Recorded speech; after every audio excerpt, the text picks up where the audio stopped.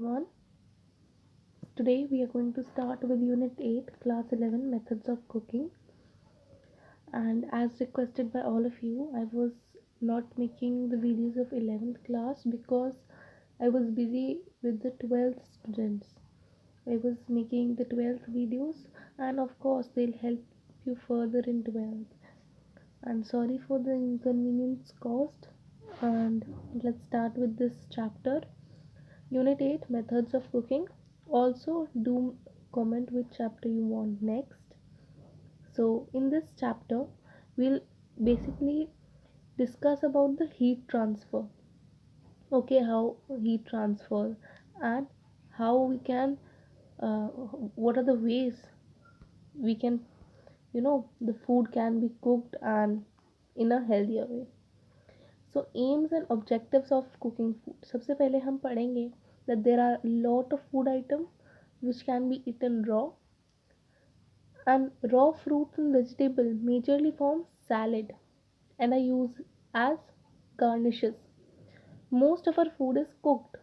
Objectives of cooking food are, सबसे पहली बात कि बहुत सारे फूड आइटम्स होते हैं जिन्हें हम कच्चा खा सकते हैं, जैसे कि कैरेट, अनियन, कुकुम्बर, फ्रूट्स.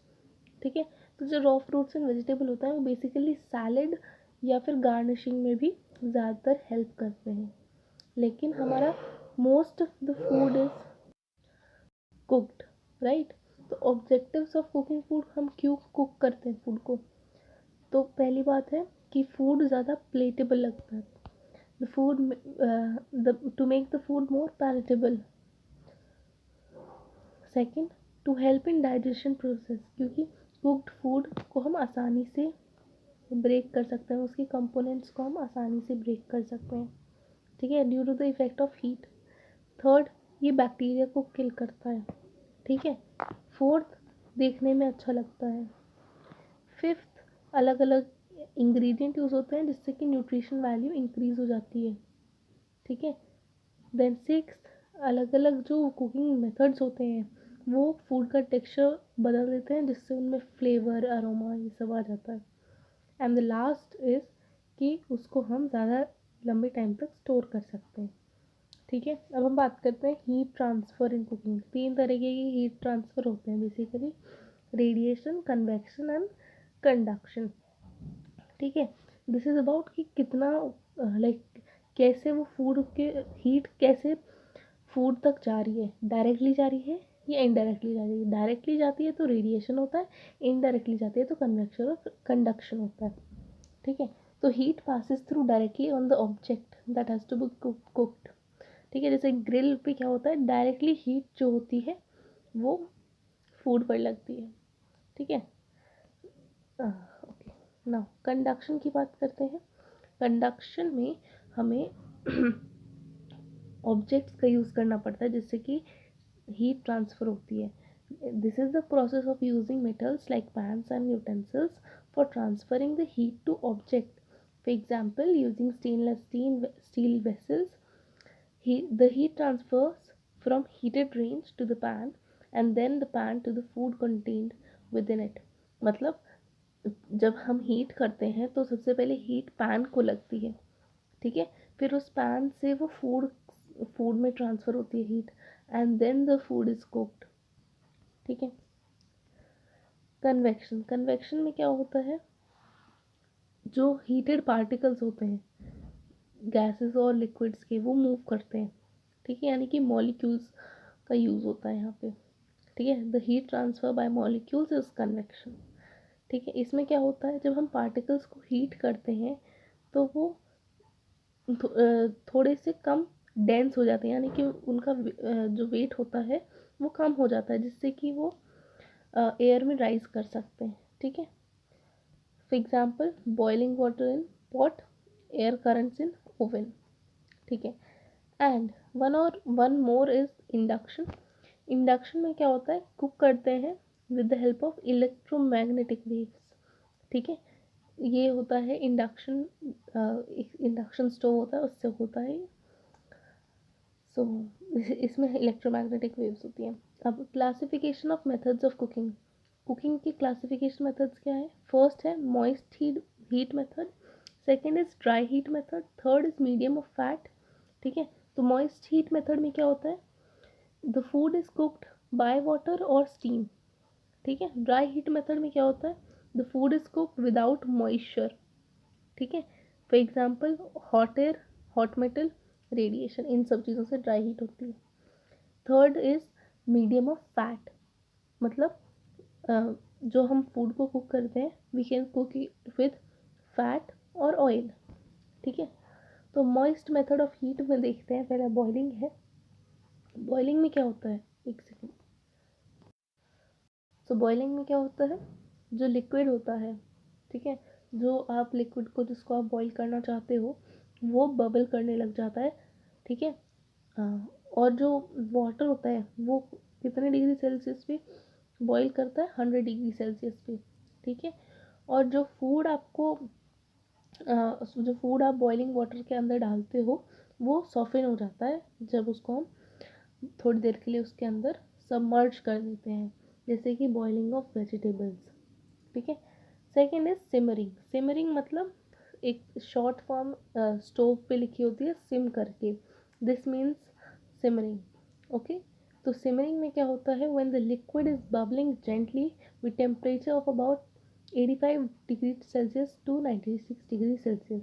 तो यहाँ पर बबल्स आ रहे हैं लेकिन धीरे धीरे आ रहे हैं, और यहाँ पर जो बबलिंग होती है वो रैपिडली होती है, ओके।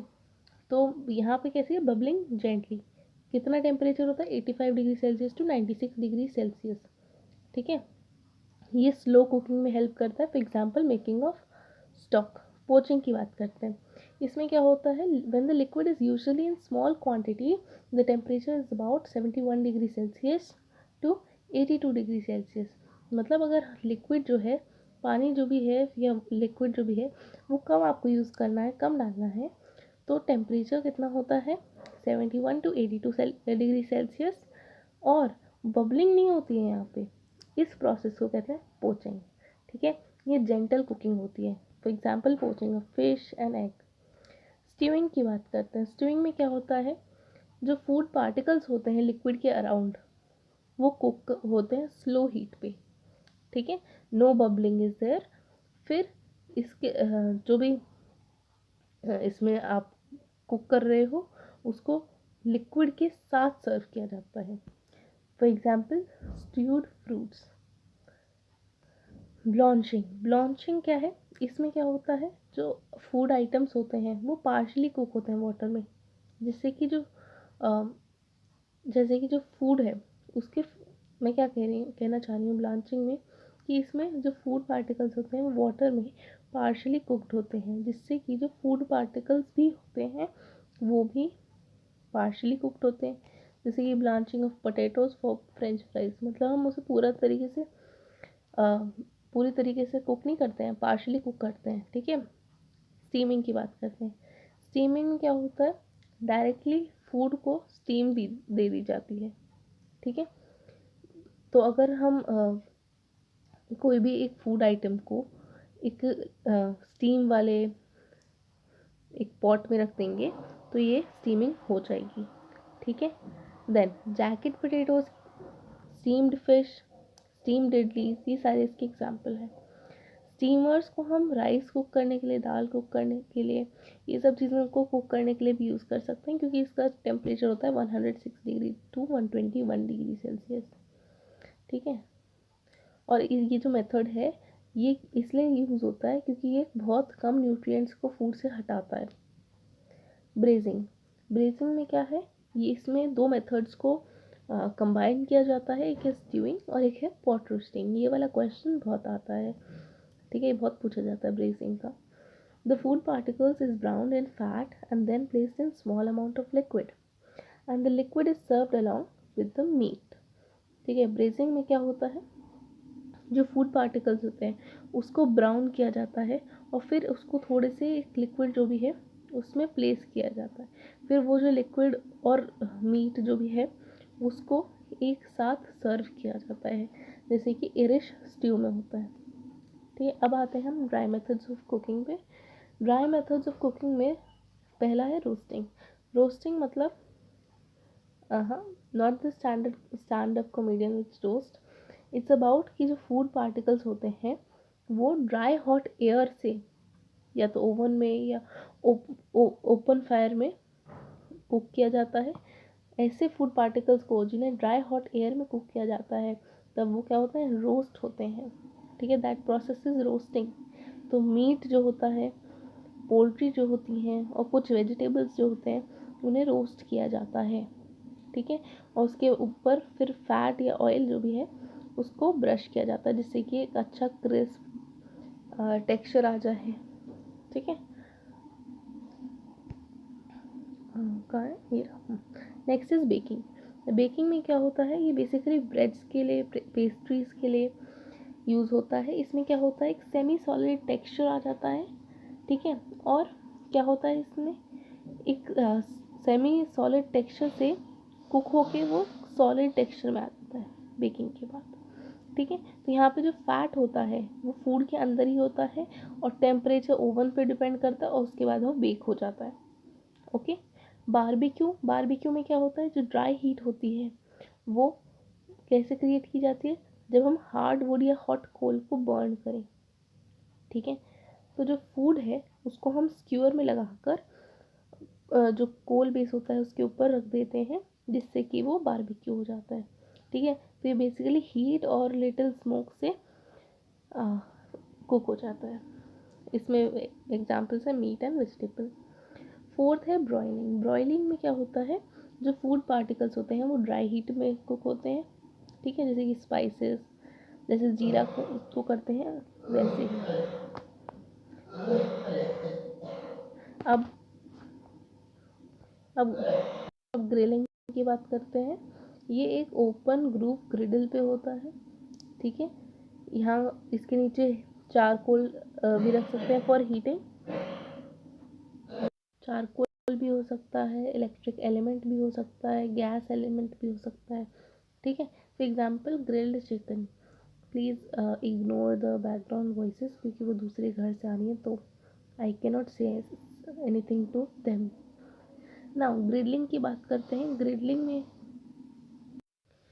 एक सॉलिड कुकिंग सरफेस होता है जिसे हम ग्रिडल कहते हैं। उसके ऊपर हम फैट लगा भी सकते हैं, नहीं भी लगा सकते हैं, जैसे कि स्टिकिंग की वजह से लगाते हैं। तो ये वाली जो प्रोसेस होती है इसे ग्रिडलिंग कहते हैं और ये बेसिकली चपाती, स्टीक्स ये सब बनाने में यूज़ होता है। अब मीडियम ऑफ फैट की बात करते हैं। First is saute. सौते का मतलब होता है, फ्रेंच वर्ड है, इसका मतलब होता है जंप। ठीक है, इसमें क्या करते हैं, हम मीट या वेजिटेबल जो भी होते हैं उसको कम ऑयल में टॉस करते हैं जिससे कि उनका ब्राउन ब्राउन कलर आ जाए। डीप फ्राइंग में क्या होता है, जो फूड होता है वो बेसिकली क्रम्ब या बैटर से कोटेड होता है। ठीक है, जैसे ही उसको हम ऑयल में, गरम गरम ऑयल में डालते हैं तो फूड जो भी हमारा फूड एलिमेंट है वो ब्राउन हो जाता है, ब्राउन कलर का आ जाता है और इसका टेक्सचर क्रिस्प हो जाता है। ठीक है, तो जो फूड होता है फिर वो कैसा हो जाता है, ब्राउन और क्रिस्प टेक्सचर का। ठीक है, फिर उसको हम बाहर निकालते हैं। ठीक है, उस एक्सेस ऑयल को हटाते हैं। फिर हम उसको एब्जॉर्बेंट पेपर पे रखते हैं जिससे कि एक्सेस ऑयल निकल जाए। ठीक है, एंड अगर बहुत ज़्यादा हॉट ऑयल होगा तो जो आपका ऑयल है उसका स्मोक पॉइंट भी आ सकता है जिससे कि वो ऑयल अनहेल्दी हो जाएगा। तो इसलिए हमें ये सारी चीज़ों पे केयरफुल रहना चाहिए। शैलो फ्राइंग में क्या होता है, जो फूड होता है हम उसको पार्शली सबमर्ज करते हैं फैट या ऑयल में, मतलब ना तो बहुत ज़्यादा तेल और ना तो बहुत कम तेल, बीच का। ठीक है, इससे क्या होता है, इसमें भी ब्राउन और क्रिस्प टेक्सचर आ जाता है। और इसके लिए हम इसके जो एग्जांपल्स हैं वो क्या है, शैलो फ्राइड फिश या पराठा। ठीक है, अब हम बात करते हैं वेजिटेबल्स और फ्रूट जो होते हैं उन पे हीटिंग का क्या इफ़ेक्ट आता है। सबसे पहला इफ़ेक्ट जो आता है वो है कलर पे।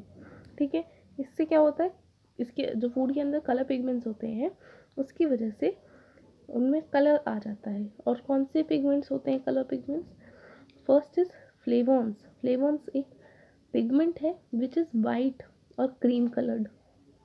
ठीक है, ये ज़्यादातर अनियन, कॉलीफ्लावर, पोटैटो इनमें प्रेजेंट होता है।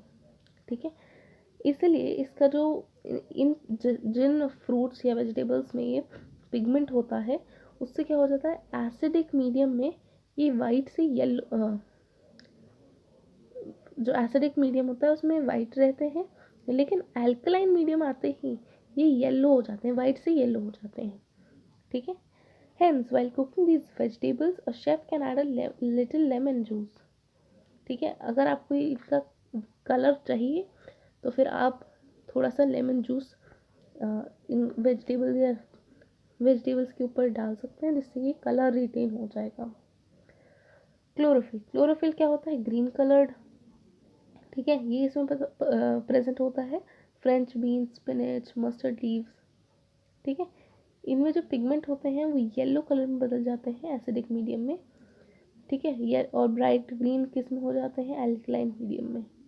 ठीक है, अगर हम इसमें सोडा ऐड कर दें तो, जिससे कि हम सोडा ऐड क्यों करेंगे, जिससे कि एल्कलाइन मीडियम हमारा प्रेजेंट हो जाए, तो इसका जो वेजिटेबल का स्ट्रक्चर है वो डिस्ट्रॉय हो जाएगा और उससे क्या होगा, मशी हो जाएगा, उसका टेक्सचर पहले जैसा नहीं रहेगा। ओके, तो इसलिए इसको थोड़ा कम टाइम तक ही कुक करना चाहिए एंड न्यूट्रल पीएच पर मेंटेन करना चाहिए। कैरोटीनॉइड, कैरोटीनॉइड में क्या होता है, येलो या ऑरेंज रेडिश कलर होता है। For example carrot, corn, sweet potato, tomato, mango, pumpkin etcetera. इसमें क्या होता है कि ये रिलेटिवली स्टेबल होते हैं, इनमें ना तो ज़्यादा एसिडिक होने से फ़र्क पड़ता है या ना ही अल्कलाइन। ठीक है, और ये फैट सॉल्युबल होते हैं कुकिंग ऑयल्स में। मैं बोल रही थी कि ये फैट सॉल्युबल होते हैं और कुकिंग ऑयल में आसानी से अपने आप को कुक कर लेते हैं। नाउ एंथोसाइनिन, एंथोसाइनिन कैसे होता है, रेड पर्पल कलर के। ठीक है, for example grapes, berries, raspberries, cranberries. ठीक है, रेड टू ब्लू इनका कलर होता है depending on the pH. Acidic medium में रेड में हो जाते हैं, अल्कलाइन मीडियम में ब्लू हो जाते हैं। नेक्स्ट इज बिटालिन, बिटालिन में क्या होता है, जो ये पिगमेंट है वो डीप रेड कलर के लिए होता है, जैसे कि बीट। ठीक है, बीट रूट जो होती है उसमें होता है ये वाटर सॉल्युबल होता है और कुकिंग लिक्विड में पूरी तरीके से अपना कलर दे देता है। ठीक है, बीट रूट्स में बहुत ज़्यादा देखने को मिलता है। ठीक है, और जो बीट रूट होती हैं उनको बिना कट करके वाटर में डालना चाहिए और उसमें थोड़ा सा विनेगर या लेमन डाल दो, जिससे कि उसका स्लाइटली एसिडिक मीडियम हो जाए और उसका कलर वैसा ही रहे। ठीक है, उसको पहले कुक करना चाहिए, फिर पील करना चाहिए, फिर कट करना चाहिए। ठीक है, अब हम बात करते हैं सेकेंड, जो उसका इफेक्ट होता है टेक्सचर पे। ठीक है, टेक्सचर भी क्या होता है, जो स्ट्रक्चर शेप होता है वो वेजिटेबल्स का सेल्यूलोज और पेक्टिन से बना होता है, लेकिन अगर हम इन फाइबर्स के ऊपर हीट डाल दें तो ज़्यादा हीट से ये फाइबर सॉफ्ट हो जाते हैं और अपनी फर्म शेप को खो देते हैं। ठीक है, तो इसीलिए वेजिटेबल्स होते हैं कुछ जिनमें फाइबर्स कम होता है, जैसे कि स्पिनच, और उससे क्या होता है, कुक होने पे वो अपनी पूरी शेप खो देता है। ठीक है, लेकिन जो कैरेट और पोटैटोज होते हैं उनमें फाइबर ज़्यादा होते हैं, तो वो ज़्यादा देर तक अपनी शेप को रिटेन कर सकते हैं। अगर हम माइल्ड एसिडिक मीडियम में रखें उन्हें, तो माइल्ड एसिडिक मीडियम कैसे बनेगा, लेमन जूस या विनेगर ऐड करके, तो क्या होगा, वो उनको उनके जो फाइबर है उनको फर्मर बनाएगा, जिससे उनकी शेप वैसी ही रहेगी, लेकिन जो कुकिंग टाइम है वो बढ़ जाएगा। शुगर भी फाइबर्स को स्ट्रेंथन करती है, जिससे कि फ्रूट या वेजिटेबल की शेप आ जाती है। बट दूसरी ओर क्या होता है कि अगर हम उसे अल्कलाइन मीडियम में डाल दें, तो अल्कलाइन मीडियम में कैसे, बेकिंग सोडा ऐड करके, तो क्या होता है, वेजिटेबल्स बहुत जल्दी सॉफ्टन हो जाते हैं, यानी कि फाइबर्स वीक करता है अल्कलाइन मीडियम। ठीक है, इन सब नॉलेज को यूज़ करते हुए आप अपने वेजिटेबल्स और फ्रूट्स को कुक कर सकते हैं। ठीक है, अब ये जब कुकिंग करते हैं हम, तो हमें शेप और टेक्सचर देखना बहुत ज़्यादा ज़रूरी होता है, क्योंकि वो फ्लेवर में अल्टीमेटली जो फ्लेवर होता है उसमें एक्ट करते हैं। ठीक है, अब अल्कलाइन मीडियम को इसीलिए हम ज़्यादातर यूज़ नहीं करते हैं, क्योंकि उसमें मशी और लूज शेप हो जाती है और उसमें अपीयरेंस भी कम्प्लीटली लॉस्ट हो जाती है। अब जो ज़्यादातर वेजिटेबल्स होते हैं उनको कुक करना चाहिए, जिससे क्या होगा, उनकी शेप वैसी ही रहेगी और हम उसको ऐसी शेप रहेगी कि हम उसे खा सकेंगे। अब हम बात करते हैं फ्लेवर की। फ्लेवर क्या है? फ्लेवर और न्यूट्रिएंट्स जो है वो जब हम कुकिंग करते हैं तो वो निकल जाते हैं, ठीक है।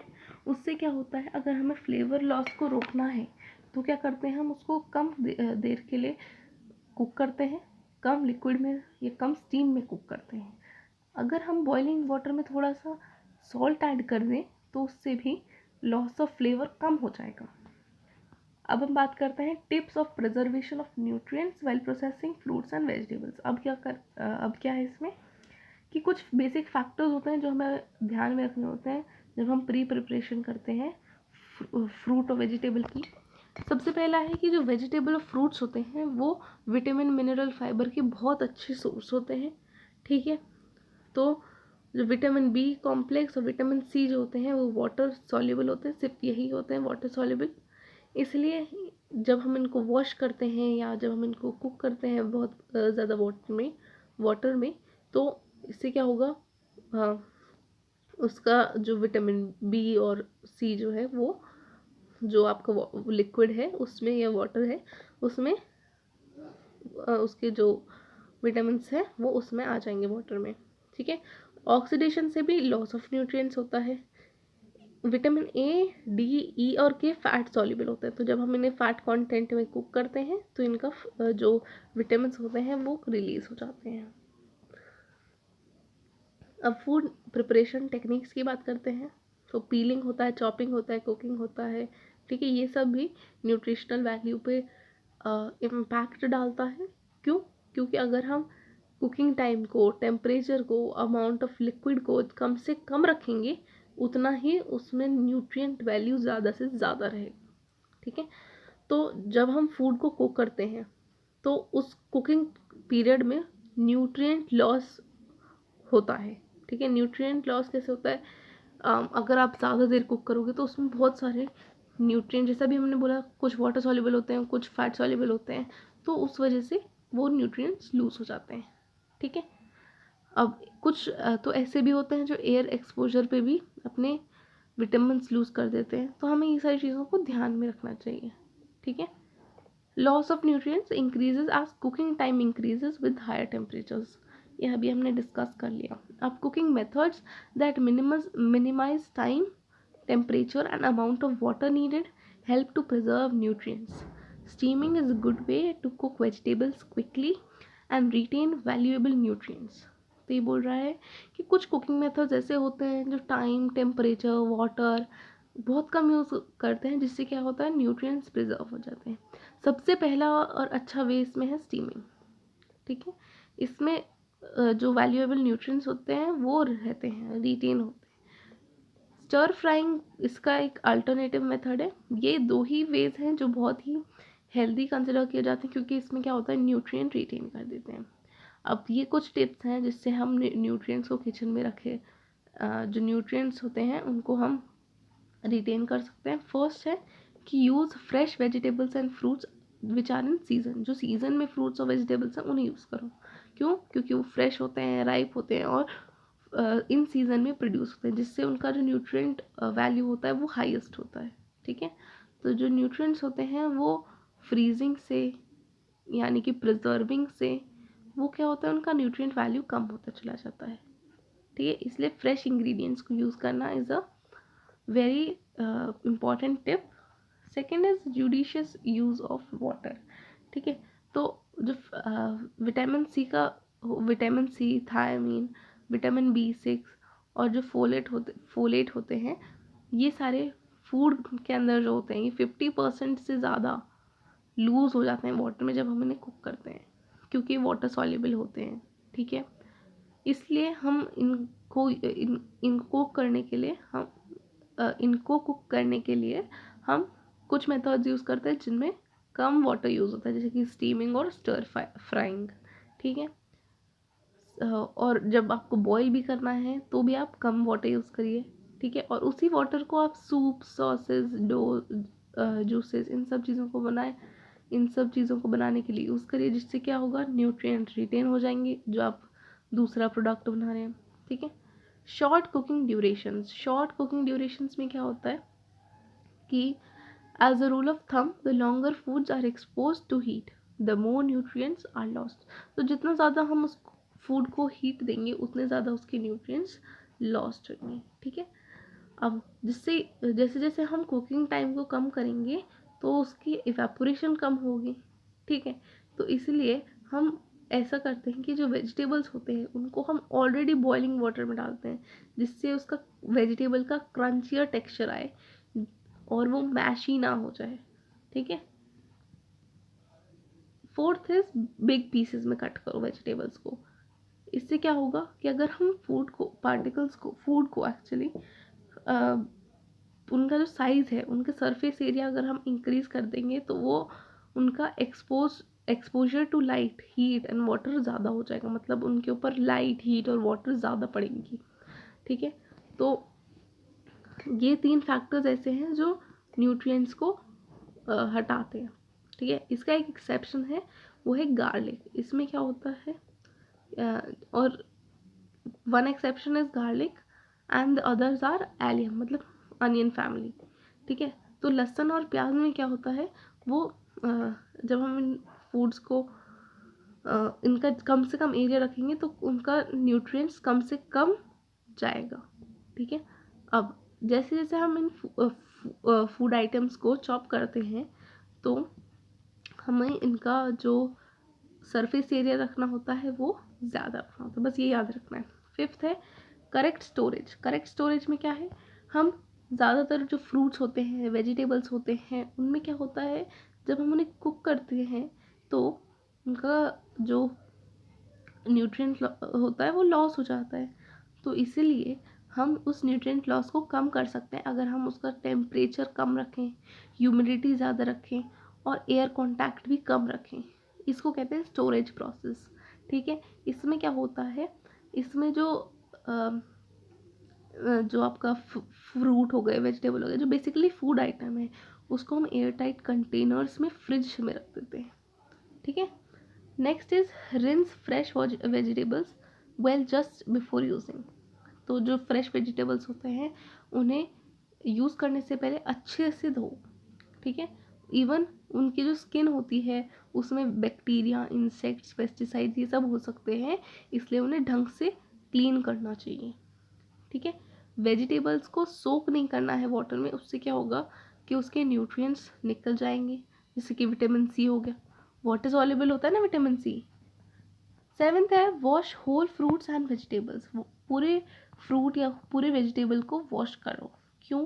क्योंकि जो अगर हम पूरे वेजिटेबल या फ्रूट को वॉश नहीं करेंगे तो क्या होगा, जब हम इन्हें कट करेंगे तो इनके न्यूट्रिएंट्स देखो, जो वेजिटेबल्स या फ्रूट्स हो गए उन्हें जब हम वॉश करेंगे तो क्या होगा, जो सारे बैक्टीरिया वगैरह हैं वो सब हट जाएंगे, है ना। तो उससे क्या होगा, जैसे जब हम उन्हें कट करेंगे तो वाटर में वो जो न्यूट्रिएंट्स हैं वो भी चले जाएंगे। तो सबसे पहले उन्हें पूरी तरीके से अच्छे से धो और फिर कट करो। ठीक है। क्योंकि अगर तुम कट करके वॉश करोगे तो उसके न्यूट्रिएंट्स वाटर में आ जाएंगे। Next is eat fruits and vegetables raw when ever possible in salads. तो फ्रूट्स और वेजिटेबल्स को ज़्यादातर प्रेफर करो कि तुम रॉ खाओ। ठीक है। एंड उससे क्या होता है, उनकी न्यूट्रिएंट वैल्यू हाईएस्ट होती है। एंड इसी के साथ हम इस चैप्टर को सम अप करते हैं। दैट इज़ कि हम समरी है हमारे पास कि जब various methods of cooking enables food to take on different tastes, makes it easily digestible, improve aroma, texture and color, and helps to make it safe to eat. There are various ways of cooking, with moisture, dry heat or with fat. A chef needs to employ these cooking techniques to prepare various dishes. He must understand the effects of heat on all the ingredients. This chapter summarizes the effect of heat on vegetables and fruits. These are employed while cooking vegetables practically. We must also ensure to employ techniques that can help preserve nutrients when we process the food for preparing a healthy meal. ठीक है। Now we move on to the exercise. ये आपको इनके answers आपको shorts में मिल ही जाते हैं, ठीक है। So keep learning. Thank you.